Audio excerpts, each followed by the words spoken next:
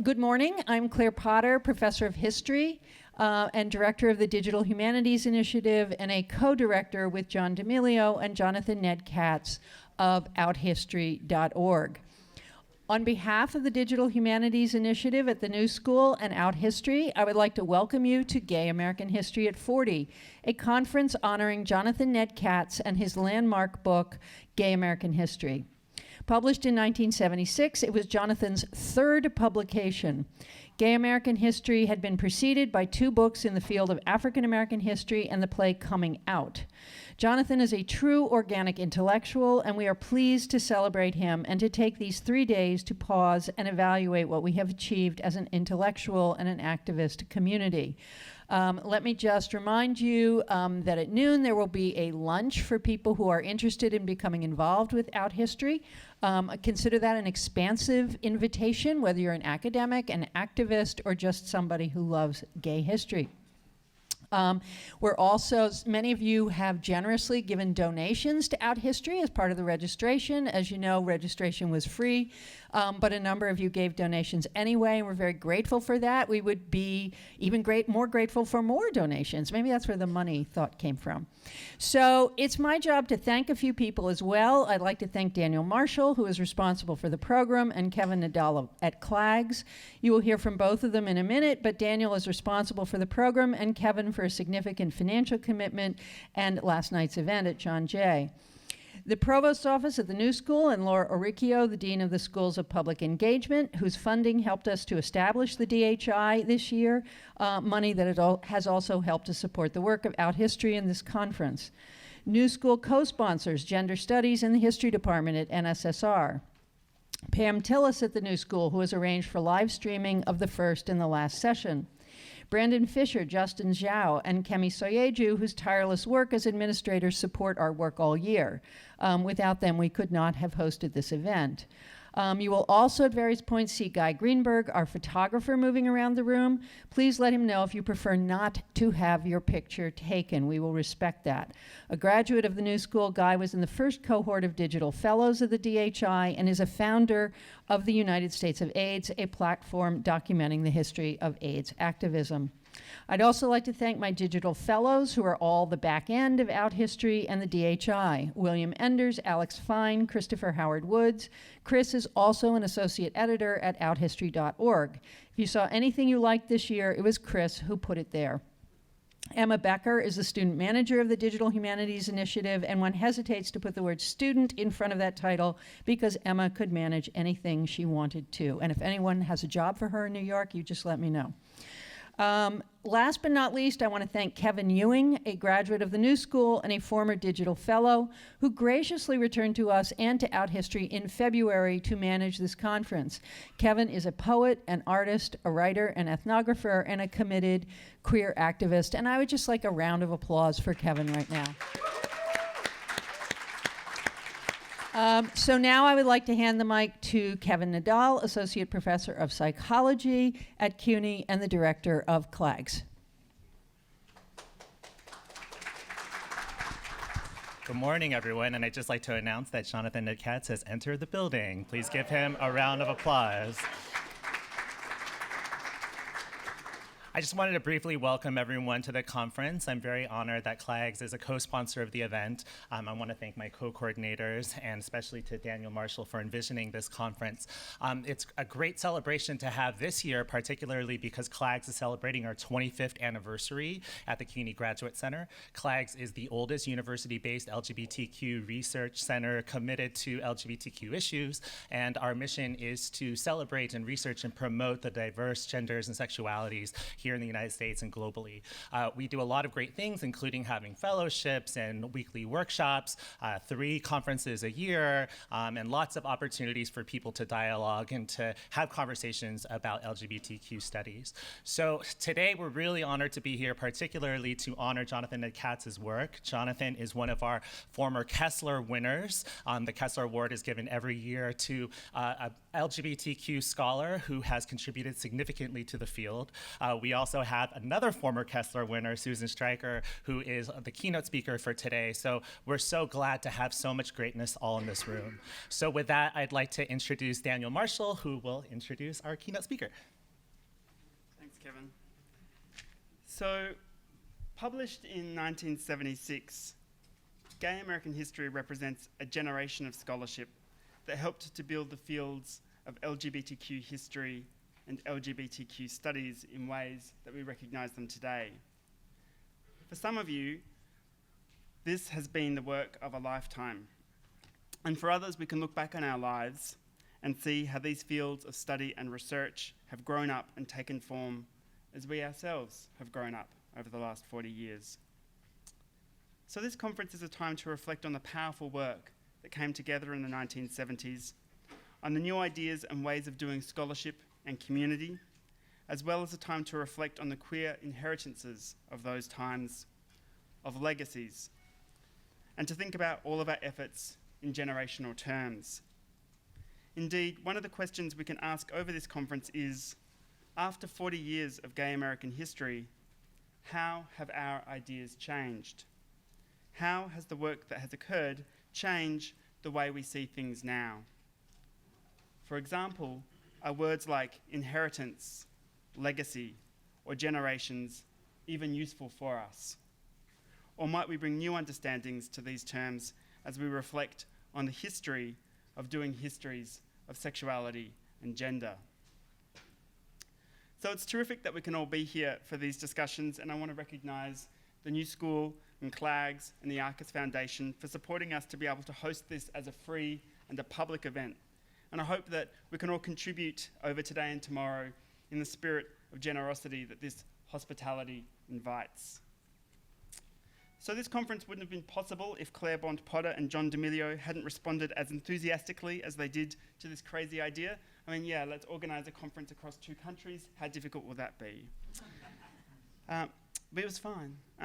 Without their counsel over the past 2 years and the facilities at the New School, this conference would not have been possible. Similarly, Kevin Nadal's enthusiasm for this project from as soon as we reached out to him has made this endeavour uniquely collaborative, and it's really great to bring the New School and CLAGS together in this way. At the New School, we couldn't have pulled this all together without the hard work of Kevin Ewing, as well as Brandon Fisher, Emma Becker, Alexander Fine, and Brett Silvers, among other volunteers. At CLAGS, we also thank Yasmina Sinanovic and Christopher Adam Mitchell. Programming for this conference hasn't been straightforward, and we send out a really special thanks to our programming committee who helped us process all of the interest that we had in terms of presenting at the conference. And we're very grateful to the Arcus Foundation, who have very generously supported this conference with a grant, and we especially thank Kevin Jennings, Leah Parafax, and Monica Charles, and staff at the Fund for the City of New York, including Sarah Quack. Finally, as you will see, we're very lucky to have volunteers from the New School and CLAGS helping us out, and so we really want to thank them for all of their contributions. So if you could please give all of those people a round of applause.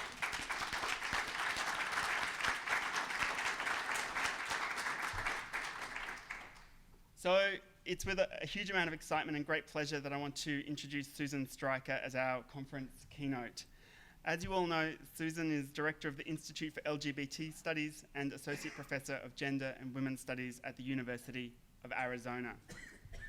Susan's accomplishments are vast, and they demonstrate her contribution as a path-making and field-defining scholar.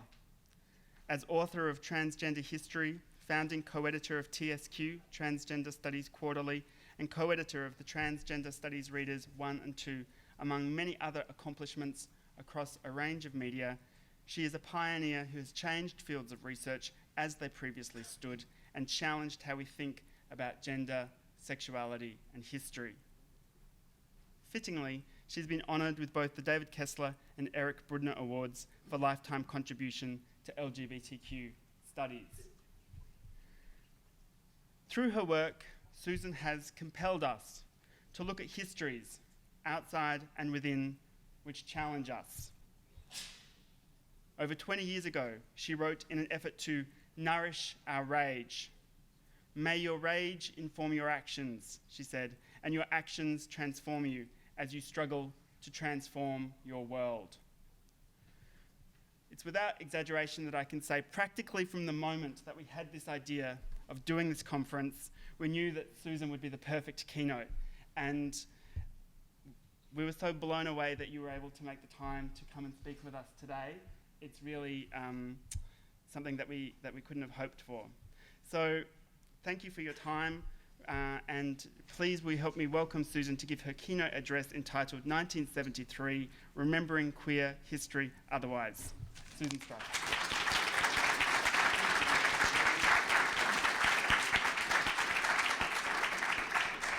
Hi, good morning, everyone. Let me take my coat off and act like I'm going to stay for a minute. Hang on.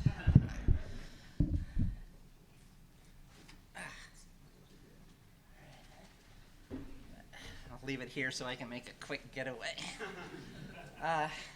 Daniel, thank you so much for that really warm introduction, and to everyone who got out of bed early, before 10 o'clock in New York to be here. Thank you to all of the organizers, and particularly thank you to Jonathan Katz for writing Gay American History. Okay. Woo! Do I need to be closer to the microphone, or can you hear me in the back? Are we good? We're good. All right, so I will say that when Daniel approached me about a year ago and said, "Oh, we're going to do this conference. Would you like to speak?" It's like, yeah, sure, that'd be great. Any chance to go to New York is always a welcome opportunity. But then when I looked at the list of participants who are at this conference, people who are on the program, I see so many names of scholars who I think of as my, esteemed elders and, older queer siblings, people that I read in graduate school. When I see the names of my peers who have written, I think, actually far more extensively on LGBT history than I have. I'm kind of a fake historian. I have a degree in it, but I've never actually had a job as a historian. I see people who are, I think of as like real historians, here in the audience. When I see students who I've watched come up through the ranks, some of them from undergraduates through graduate school who are now professors, and see the way that they have transformed this field. When I see all of that, and I think I'm the person who's standing here, I'm actually kind of amazed that the conference organizers thought of me as the person to give this keynote, because all of you are actually so stellar and accomplished and fierce in what you do. I'm happy to be here, but really, why me? I do actually know a little something about why me, just a quick little story. Last August, when I was in New York, Jonathan Katz took me out to lunch to talk about this conference, and he confessed that he thought the one thing that he got most wrong in gay American history was the treatment of transgender issues. Now, if you know Jonathan at all, as many of you in this room do, you know that he is a deeply principled man of strong political and ethical conviction who seeks to be a comrade and an ally to many marginalized and oppressed peoples. Now, just listen for a second to the closing words from the introduction to Gay American History, if you don't remember reading them before. Most gay people now see the ending of homosexual oppression in America as a matter of law reform or obtaining civil rights, and of fitting into this society as it is constituted. Others, myself among them, see the movement for gay law reform and civil rights as only the present form of a much larger struggle by gay people and others for power and control over those social institutions which most affect our lives. In this view, gay liberation is part of that national and worldwide organization and activity for radical social change in which each group, starting from a sense of its own particular oppression, is struggling for democratic control of that society in which we all work, live, and try to love.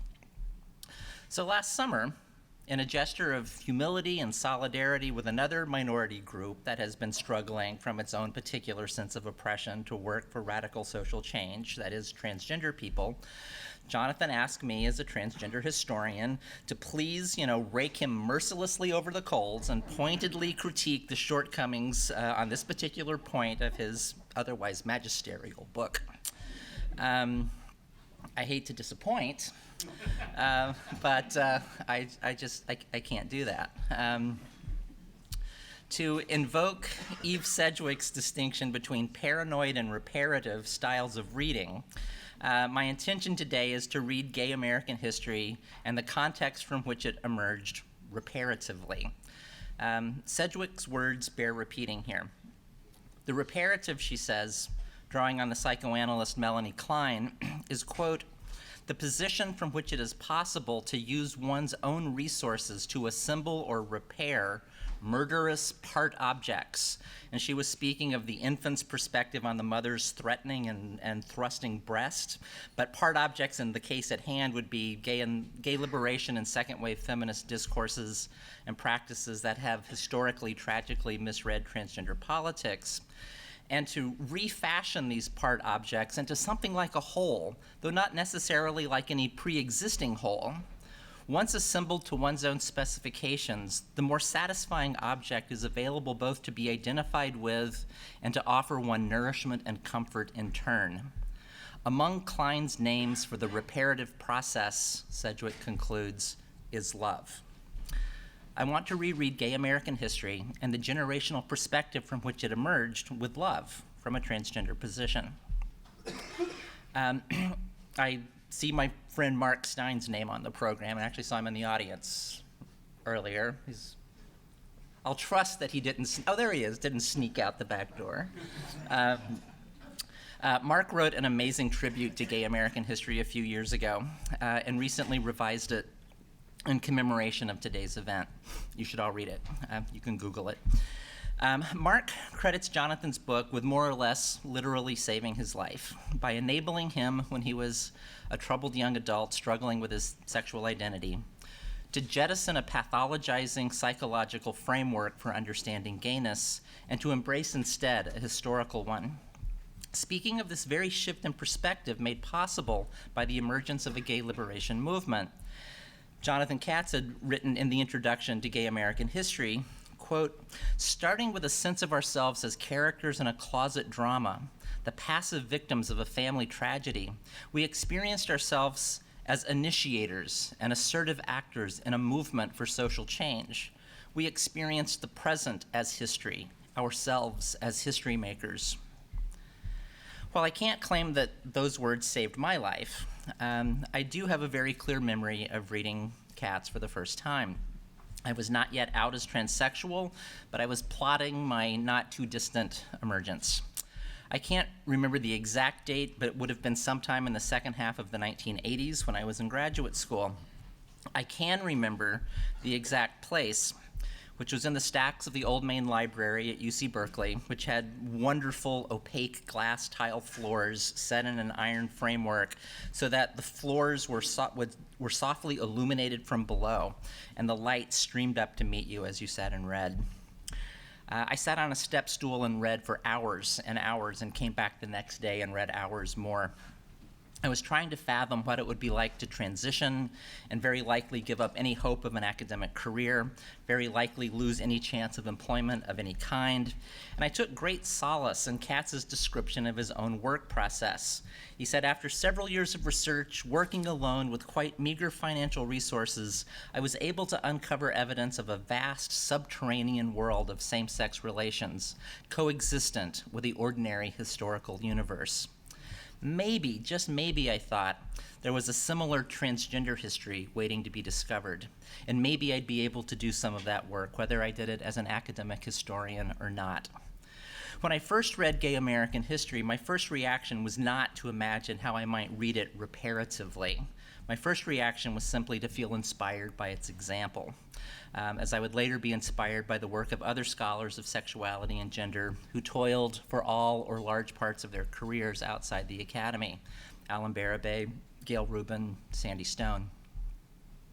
My second reaction to Gay American History was that reparative impulse. For although there was much in the massive compilation of primary documents that spoke to my own self-understanding, there were other moments that actively thwarted a sense of identification with and belonging to the narratives and themes that Gay American History laid out. There were scarcely any mentions of people assigned male at birth who did not identify as men. And although there was a substantive section of the book on people assigned female at birth who lived as men, so-called passing women, these lives were framed in terms that conceptualized their gender presentations as inauthentic, while conceptualizing their biological sex as the truth of their identity. In Katz's words, despite their masculine masquerade, the females considered here can be understood not as imitation men, but as real women. While some of these individuals do seem to be women in disguise for pragmatic reasons of survival and employment, nowhere to be found in gay American history's 1,000+ pages is any sense that other such individuals could be real transgender people with beings as authentic as any other who are trying to navigate a gender system ill-equipped to foster their modes of life, identification, and subjectivity. In this respect, the treatment of subtler colonialist, trans, and gender variant materials in gay American history bears more than passing resemblance to its treatment of indigenous sexualities and genders, which it gathered together under the heading of Native Americans, Gay Americans. While it's certainly true that indigenous individuals have embraced Western gay identities, there's little sense in gay American history that the very categories through which life is organized according to homo and hetero and man and woman dichotomies are in fact a mechanism of colonization, or that the adjectives native and gay might modify the noun American in profoundly different ways. Similarly, it is the categories of analysis themselves, along with their ideological underpinnings, that rendered trans being so illegible not just for Katz, but for most of his contemporaries. And yet, gay American history itself points the way past its own inevitable blind spots. The common image of the homosexual has been a figure divorced from any temporal social context, Katz reminds us, before asserting that the concept of homosexuality itself must be historicized. The pathway towards a reparative reading of the recent history of gay, feminist, and trans movements lies precisely here, in the recognition that the very identities available to us as individuals, their conditions of possibility, their potentials for enacting change, to change over time, are inextricably connected to macro-scale orderings of the world. Personal identities are where the rubber hits the road in contemporary biopolitical regimes. They are where the techniques of individuation and subjectification conjoin with the techniques of forming and managing a collective body politic, and they tend to disappear behind the smokescreen of a natural inevitability. Identities serve purposes which are sometimes more apparent in hindsight than in the moments in which we live them. What I ultimately want to suggest today is that the marginalization of transgender issues within certain generational framings of gay and lesbian history has less to do with antipathy than it does with these deeper logics of how identity works for all of us. A few little reminders about the chronology of gay American history's production before we take a sharp narrative turn. As the website for this conference notes, the book first began to take shape in 1971 as an outgrowth of Jonathan Katz's involvement in the Gay Activist Alliance. The early fruits of Katz's research were fashioned into a play called Coming Out that dramatized historical documents, which was first performed at the 1972 commemoration of the Stonewall riots. That play was revised and performed again at the same event in June 1973. The contract for the book we've gathered here to celebrate was signed in September 1973, and the manuscript delivered to the publisher in October 1975. The point I want to make here by focusing on these dates is that the summer of 1973 is the historical moment when gay American history crystallized into its present form, the fulcrum between its conceptualization and its completion. 1973, as the title of my talk this morning notes, is the year I want us to begin imagining otherwise. And I want to begin that task by showing a music video that I promise will seem completely unrelated to anything that I have said thus far. There are actually some dots to connect, but the narrative arc is long as it bends towards a conclusion. So let's get started. Stay open, stay curious. I will say that the part of the talk that comes after the video is material that I'm workshopping for a book that I'm working on, sort of a narrative history of how gender has changed in the United States from the 19th century till now. So I'll just say that. All right, here we go.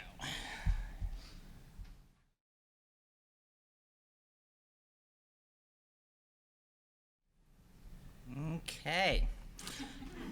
Hold that thought. On Sunday, February 14th, 2016. Oh, stop, Sturgill Simpson. I'm just gonna, you know what? I'm just gonna get rid of that. Okay. Sunday, February 14th, 2016, the heavily hyped, big budget cable television series Vinyl premiered on HBO and recently completed its first season to profoundly mixed reviews. Co-created by Martin Scorsese and Mick Jagger, Vinyl opens in the year 1973 and chronicles the fortunes of the fictitious American Century Record Company and its founder Richie Finestra, played by Bobby Cannavale. But the show's real star is the actual music of that curious and complicated decade. Perhaps more curious and complicated still is the choice of present-day country singer Sturgill Simpson to perform Sugar Daddy, the show's bluesy, fuzzed-out theme song. Although Vinyl initially piqued my interest because of its contemporary reimagining of 1973, it's Simpson's musical and historical sensibilities that inform the methodological gesture I'm trying to make here, which revisits the relationship between gay, trans, and feminist movements in 1973, particularly as they informed the production of gay American history. Simpson made waves with his critically acclaimed 2014 crossover album, Meta Modern Sounds in Country Music, which features songs like Turtles All the Way Down, filled with psychedelic lyrics about going to another cosmic plane where reptile aliens made of light cut you open and pull out all your pain, but which sound for all the world like some previously unknown set of tracks from a lost recording session by early 70s outlaw country musicians such as Merle Haggard, Willie Nelson, Waylon Jennings, or Chris Christopherson, showcasing one of their talented but as yet undiscovered backup singers.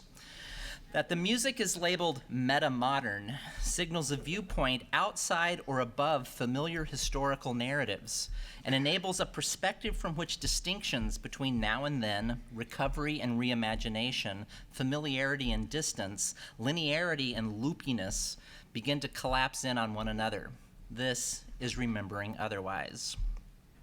The title of Simpson's album is itself a gloss on Ray Charles's celebrated 1962 album, Modern Sounds in Country and Western Music, a brilliant collection of R&B covers of classic country tunes by the likes of Hank Williams and Patsy Cline, which made a politically powerful pop cultural intervention at the height of the African American civil rights struggle by demonstrating how musical forms racially coded as white could be appropriated, overcoded, and masterfully reinterpreted through black idioms in a manner that inverted dominant relations of power and enacted deep claims to national and cultural belonging. Simpson's meta-modern music similarly dips into the past from the standpoint of a politically charged present moment to find empirical content there that can be narratively and stylistically reworked in light of current urgencies. It is a transversal mode of remembering that turns back to a historical juncture and moves sideways across period content in order to trace different connections and forge other paths towards a future. It's a methodology for unlocking untapped and disremembered political potentials in the past, for linking them to present imaginings of what may yet come to be. Simpson's psychedelic alternative country music imagines a past in which traditional forms infused with oppositional values help create visions of an alternative country. That Scorsese and Jagger's creative team chose Simpson to sing Vinyl's theme song indirectly invokes the queerly trans-temporal juxtapositions of his intricately layered musicological references and historical sensibilities, and invites us to adopt a similarly complex rereading of the year in which Vinyl's story begins. Trailers for Vinyl had been made available on the HBO website for months before the premiere, and one of them features the close-up of a mouth being made up with bright red lipstick. Attentive viewers might have noticed the darkness of a close-shaved beard barely visible through the pancake makeup that covers the face surrounding that lipsticked mouth. The same shade of lipstick appears again on the face of a male musician we see rocking out on stage in feminine attire, in a montage of images intercut with the series tagline, "The Sound of a Revolution." Thus, before vinyl ever premiered, before attentive potential viewers even knew its plot lines or its characters, they had already been presented with a web of associations conjoining gender nonconformity with political defiance, and suggesting that individual acts of anti-normative rebellion, such as cross-dressing, could become linked together through the affect-coordinating machinery of popular music into dissident mass movements seeking social transformation, movements, albeit all too readily commodified and co-opted by the marketplace. In the opening minutes of Vinyl's first episode, we gain a broader context for the fleeting images of gender dissonance visible in the trailer. Richie Finestra is snorting lines of coke in his parked car outside the Mercer Arts Center on New York's Lower East Side when a frenzied, ebullient crowd literally swarms over his car and rushes into the nearby building. He follows them inside, whereupon he encounters the legendary New York Dolls holding forth on stage, performing their anthem, Personality Crisis, and he is blown away. The real-life, short-lived, white-hot arc of the Dolls' brief moment in fame, which hit its apogee in 1973, embodies the idea presented here, that of 1973 being an important historical pivot point in the cultural imaginings of what we now call transgender and its relationship to gay liberation and feminism. Not transgender in the limited sense that refers to people who were assigned at birth as gender X, only to claim an identity later in life as gender Y, but the more expansive sense of trans with a hyphen or with an asterisk, of trans as a transformative prefix that crosses the boundaries of whatever term it is suffixed to, of whatever term is suffixed to it, of transgender as a pulling open of conventional gender, a pulling apart of non-consensually assigned gender along new lines, a pulling away of gender that disestablishes its customary relationship to sex, a pulling of gender toward a novel configuration of bodies and lives, a conjoining of gender with social movement, rather than an anchoring of gender in an intransigent biological fixity. Formed in late 1971, gaining underground fame in the downtown art scene over the course of 1972 for their aggressive sound, signed to a record deal early in 1973 and debuting their eponymous first album that summer, the Dolls used cross-dressing and feminine accoutrement as a gutsy macho gimmick. The New Yorker's music critic Ellen Willis praised them for giving the country, quote, something to occupy our souls other than the Nixon administration's latest shenanigans, and declared their first LP to be the most exciting hard rock album of the year. Seeking to explain why it languished in the nether regions of the charts, peaking dismally at number 116, Willis opined that, quote, the chief complaints I hear from the unconverted are that they are one of those decadent glitter bands. Defending them, Willis asserted that, quote, anyone who has seen the Dolls in the past year knows that the makeup and transsexual cavorting are not all that crucial to their act. But the album cover, a picture of the band in drag, autographed in lipstick, does its best to perpetuate a stereotype that is at best limiting and at worst misleading. This piece of reverse public relations could be attributed to either stupidity or monumental chutzpah, and since the Dolls have never struck me as stupid, I'm betting on the latter. The Dolls were not stupid, but they could have used a better weatherman to predict which way the winds of gender change would begin to blow in the summer of 1973. Their disjunctive gender style built upon avant-garde and surrealist traditions dating back at least to Marcel Duchamp, as well as on more recent predecessors from the 1960s like Lou Reed and Warhol's transsexual superstars, and seemed poised to intensify those sensibilities and extend them in the new decade. But their 1974 follow-up album, Too Much Too Soon, tanked even worse than the first album had, cratering at 167 on the charts. Seeking a change of management and a last-ditch effort to reverse their sinking fortunes, the Dolls brought in impresario Malcolm McLaren to retool their look. McLaren, the cool-hunting business and romantic partner of London fashionista Vivienne Westwood, dressed the Dolls in red leather festooned with communist hammer and sickle insignia and had them perform before the backdrop of a huge Soviet flag. But McLaren had miscalculated and harnessed the Dolls' au courant image to the wrong radical historical imaginary. Audiences vehemently rejected the new look. The band broke up before the year was out, and McLaren returned to London, lessons learned. The next band he managed sported the macho, hard-edged, steel-studded black leather and torn t-shirt look that he and Westwood had begun to popularize at their Carnaby Street boutique, and it struck a nihilistic, anarchic pose that expected no future, let alone a revolutionary one. That band's name was the Sex Pistols. And while they and the punk scene they helped consolidate certainly inherited the sonic ferocity that the Dolls helped pioneer, their visual style and political posturing could not have repudiated the notion of a revolutionary transgender aesthetic any more thoroughly. The Dolls could hardly be blamed for linking a transgender sensibility to the notion of radical cultural change.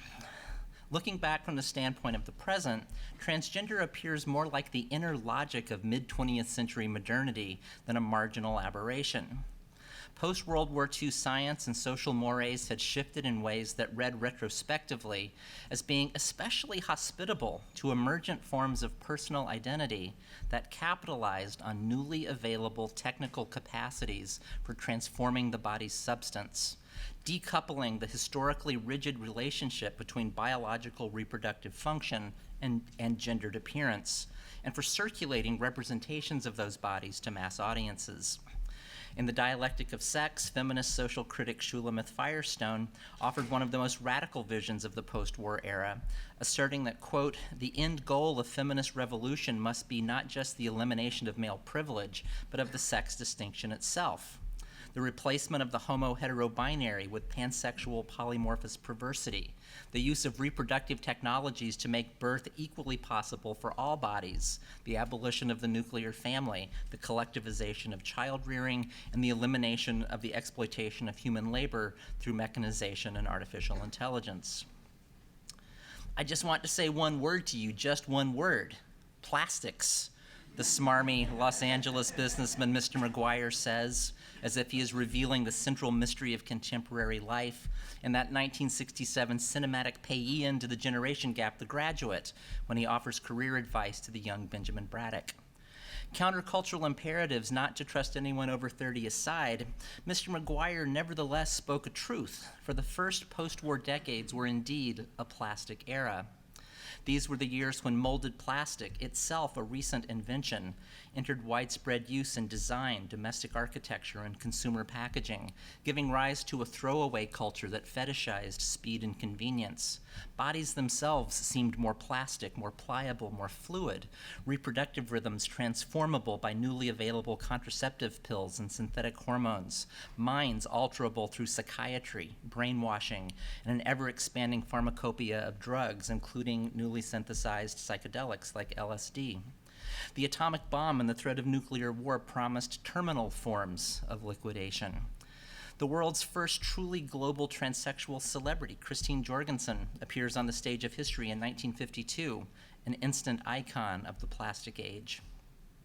Her transsexuality functioned as a potent symbol of the cultural moment. A denizen of Tomorrowland, she emblazoned the dawning of a new historical period in which science had at last seemingly triumphed over material nature and could transform it at will. In 1966, Andy Warhol began staging a series of multimedia events called The Exploding Plastic Inevitable, featuring films and musical performances by Nico and the Velvet Underground, self-consciously transforming into art what once had been merely a milieu. By the mid-1960s, nonconformist baby boomer youth whose consciousness had been shaped in the post-war decades similarly transformed their lived experience into novel styles of identity politics revolving around gender and sexuality. Etymological research has documented that the word transgender makes its first known appearance in print in precisely these years. In burlesque dancer Gail Sherman's 1964 autobiography, I Want to Be a Woman. The first rumblings of what appear in hindsight to be a new transgender political sensibility begin manifesting about this time in a series of events that recent scholarship has done much to recover, a sensibility closely linked to broader gay, lesbian, and feminist cultures. A few examples. The 1965 picketing and sit-in at Dewey's Lunch Counter in Philadelphia to protest the denial of service to queer and trans youth of color dressed in what the management called nonconformist clothing. the 1966 formation in San Francisco's Tenderloin neighborhood of Vanguard, a militant group of young street queens and gay hustlers who protested the injustices meted out to them by a heterosexist society. The riot at Compton's cafeteria in August 1966, sparked by police harassment of trans women and street queens. While the Stonewall Uprising has long been mythologized as the beginning of a gay revolution, the role of trans, gender variant, and gender nonconforming participants in that event has undergone considerable reevaluation and helped bring into clearer focus the prevalence of trans involvement in a broader history of resistance. I'm going to skip a few more examples because we're running out of time. I briefly rehearse, and I talk about Star and Sylvia Rivera towards the end there. I briefly rehearse these hopefully now familiar stories to paint a backdrop against which the dramatic divergence of gay, trans, and feminist politics in 1973 can stand out all the more clearly. For example, April 1973, the West Coast Lesbian Conference, billed as the largest lesbian gathering to date, took place on the UCLA campus. A transsexual lesbian singer-songwriter, Beth Elliott, who had served on the conference organizing committee, was scheduled to perform. Members of a new lesbian separatist group, the Gutter Dykes, leafleted the conference to protest Elliott's participation. Keynote speaker Robin Morgan hastily rewrote her planned speech to address the controversy, asking her audience why some of them felt compelled to defend what she called the obscenity of male transvestism and, quote, to permit into our organization men who deliberately re-emphasize gender roles who parody female oppression and suffering. She accused Elliott, quote, of leeching off women who have spent their entire lives as women in women's bodies, and she ended her personal attack by declaiming, I charge him as an opportunist, an infiltrator, and a destroyer with the mentality of a rapist. Morgan then called upon the conference attendees to vote on ejecting Elliott. More than 2/3 of those present voted to allow Elliott to remain, but the anti-transsexual faction led by the Gutter Dykes refused to accept the popular results and promised to disrupt the conference if their demands were not met. Eventually, after rancorous debate, Elliott went on to perform, but thereafter left the remainder of the conference. Later that summer in New York, conflicts between groups like Star and the Queens Liberation Front on the one hand, and some feminists and their gay male allies on the other, led to an aborted effort by the organizers of the 1973 Stonewall commemoration to limit political speech on stage. Star founder Sylvia Rivera fought her way to the microphone to deliver an impassioned critique of the gay and lesbian movement. Jean O'Leary of Lesbian Feminist Liberation subsequently took to the stage to deliver a prepared statement denouncing what she considered to be trans women's mocking of biologically female women's struggles.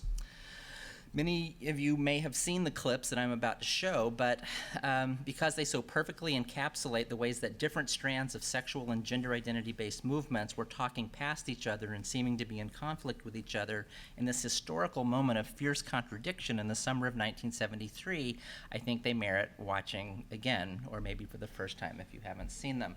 So I'm going to show two clips, both from June 1973, first Sylvia Rivera, and then Jean O'Leary. So here is Sylvia. Hi,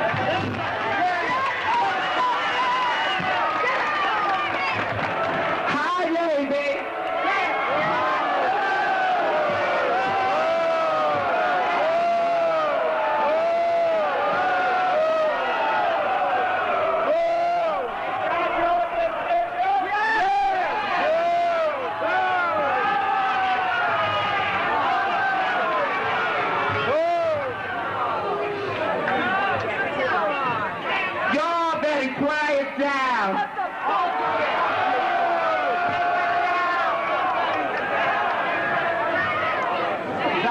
Nothing. I've been trying to get up here all day for your gay brothers and your gay sisters in jail.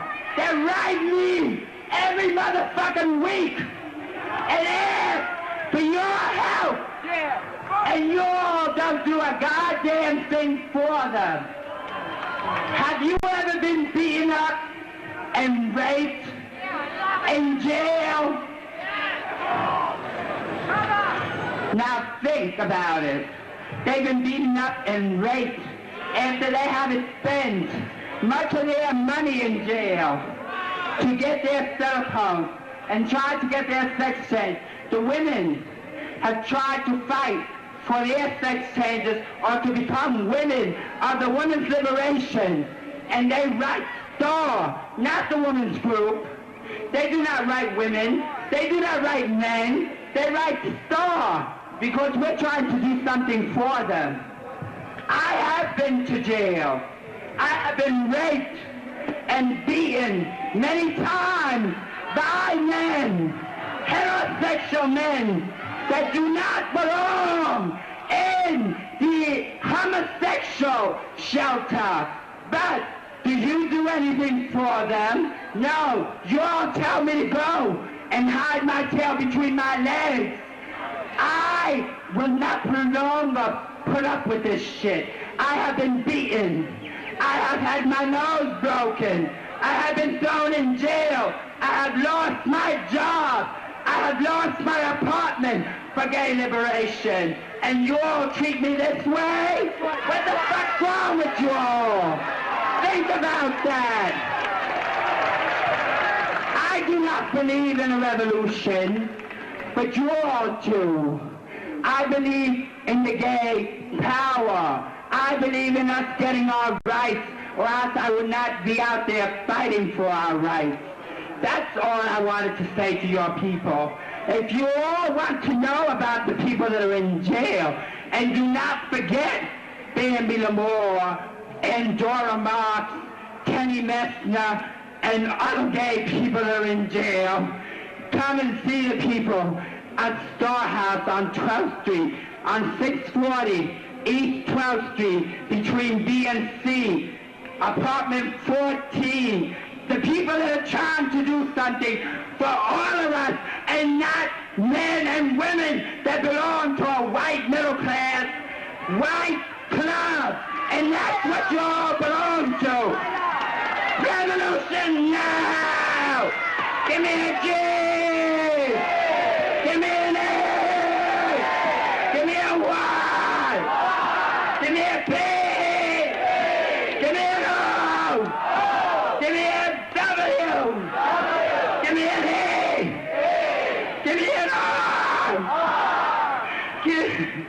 Gay power! Louder gay power! Yeah.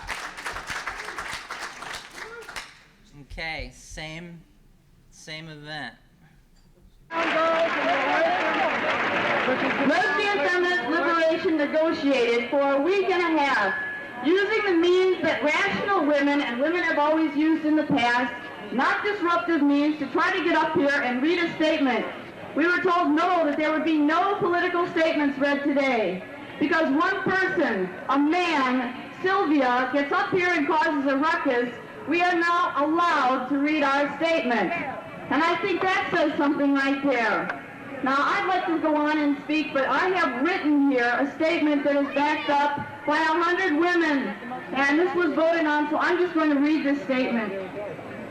Yeah, when you open anymore, you can't do it. When men impersonate women for reasons of entertainment or profit, they insult women.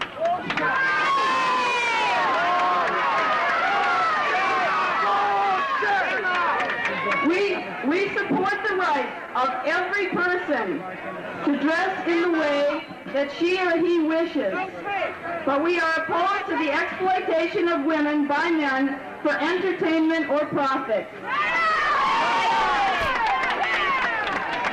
Men have been telling us who we are all our lives.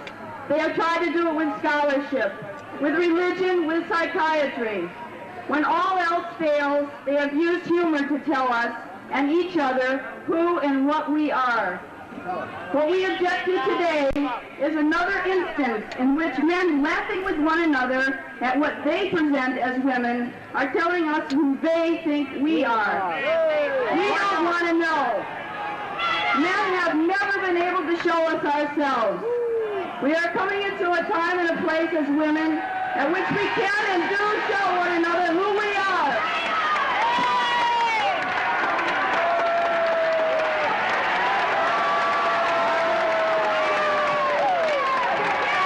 All right? Let men tell women. Let us tell you who we are.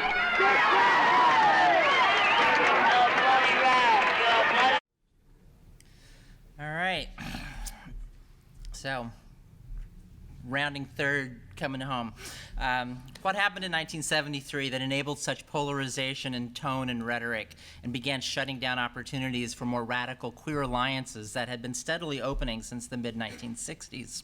Transphobia seems like such an inadequate answer, one that begs the analysis of underlying dynamics. While it's certainly true that a paranoid strain of anti-transsexualism took root at this time, such extreme views were never in the majority.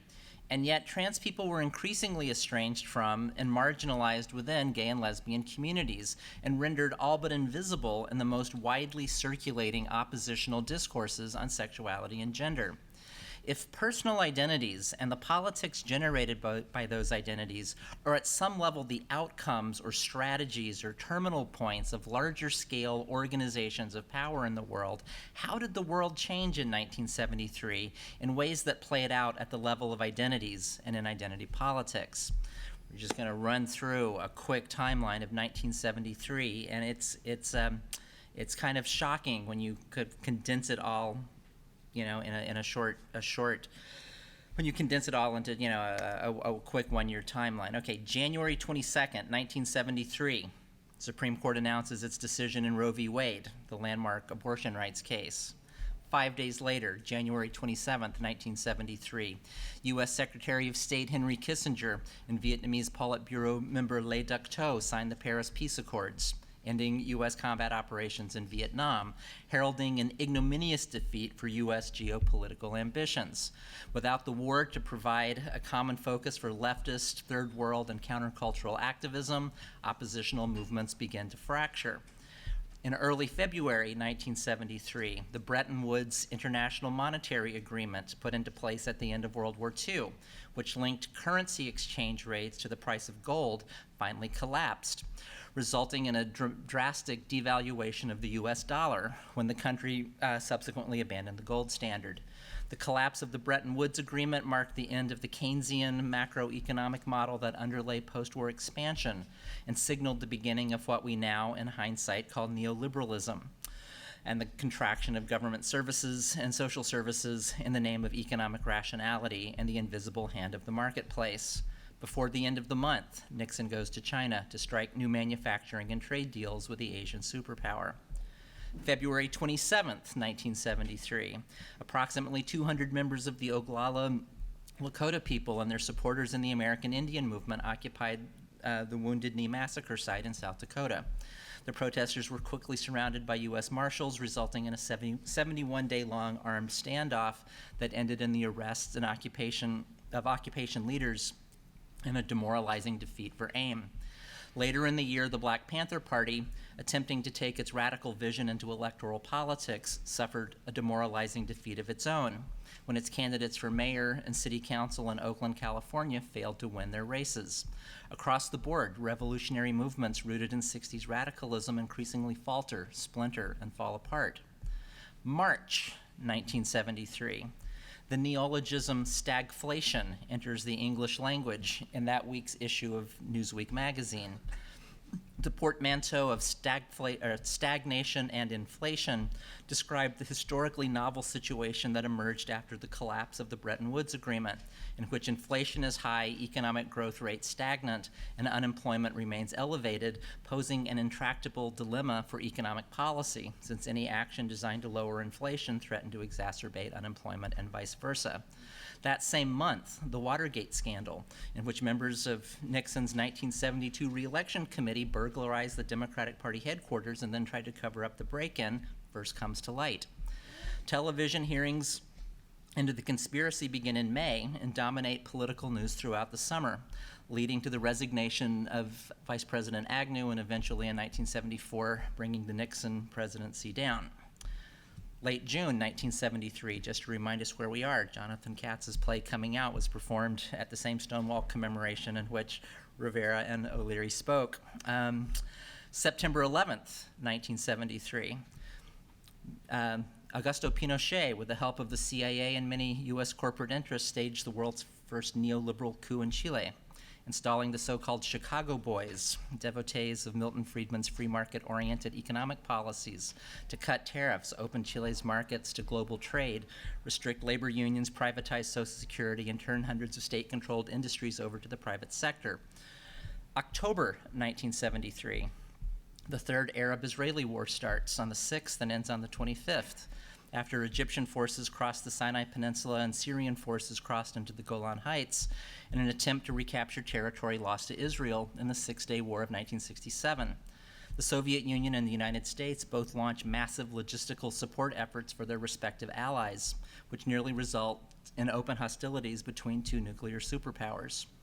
Although nuclear war was averted in 1973, OPEC, the Organization of Petroleum Exporting Countries, announced an embargo on oil shipments to the United States, causing the price of a barrel of oil to more than quadruple in a matter of weeks.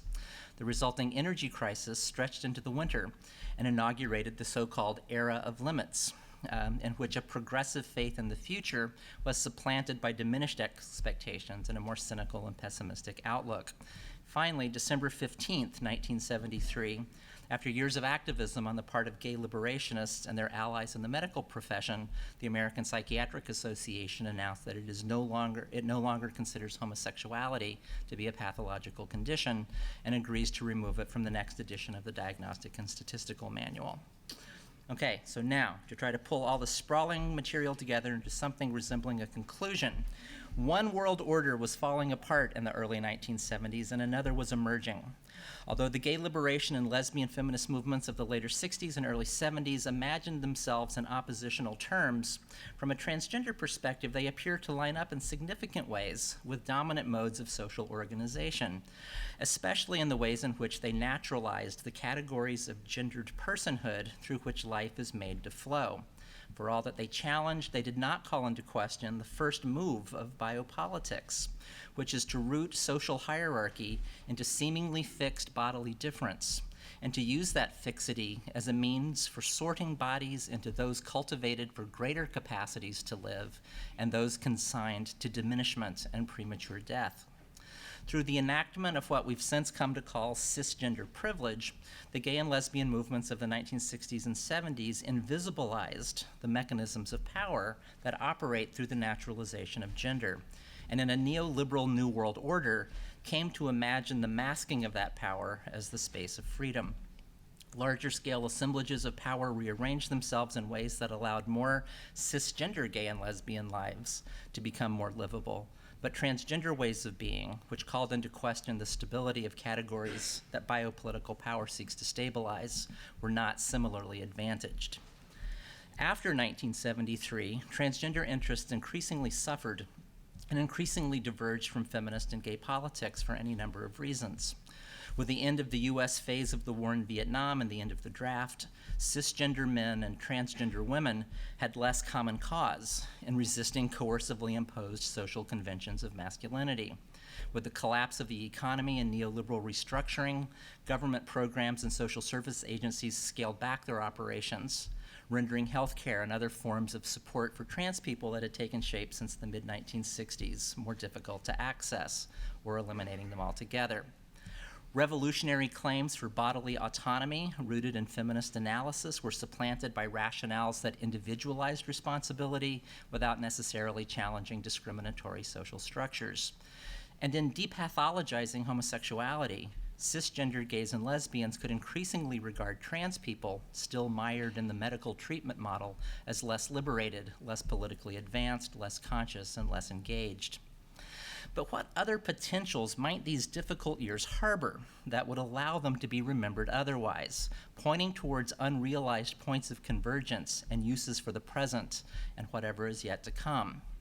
What if, for example, the drive to depathologize homosexuality had not stopped at the borders of non-transsexual embodiment, but crossed it to advocate for the depathologization of transgender health needs as well? After all, the decriminalization of abortion relied on a similar demand for access to medical services for the non-pathological condition of pregnancy, services needed by some, but not all members of society. What if feminist arguments for my body, my right to decide had been extended to trans people, instead of trans people being caricatured and abandoned as anti-feminist gender reactionaries. Our shared histories actually contain the tools we need to wage our freedom struggles if we can but reassembling the frightening partial objects of our worst imaginings, to return to Eve Sedgwick's and Melanie Klein's wording, transforming them into something we can be nourished by.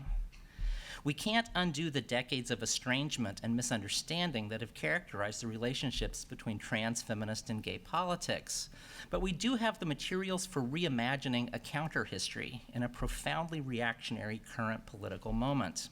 This is our task and our calling as historians, for history is always an act that we commit in the present, a suturing of past materialities to visions of the future.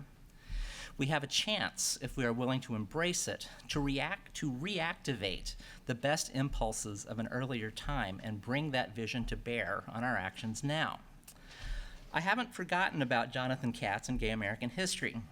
However much the narrative framing and ideology that informed that book occluded precisely what I personally hope to see in the past, its presentation of primary documents that preserve and make accessible the particular terms in which the past was lived, enables exactly the kind of rereading and re-envisioning that I think the history of sexuality and gender perpetually needs. Even now, 40 years later, his work still affords us the opportunity to struggle with the strangeness of the past and to find in its different from the present an affirmation of the radical faith that we can indeed be makers of history and that the future can be better than today. Thank you, Jonathan.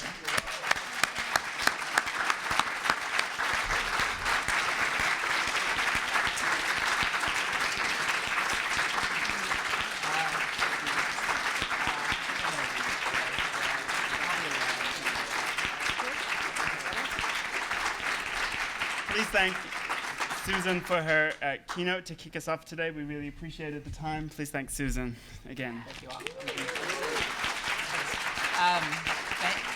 Thank you all. Since we're running short on time, it's like I won't do questions now, but I'll be around, for the whole conference. So if you want to chat, I'd love to chat with you. Thanks.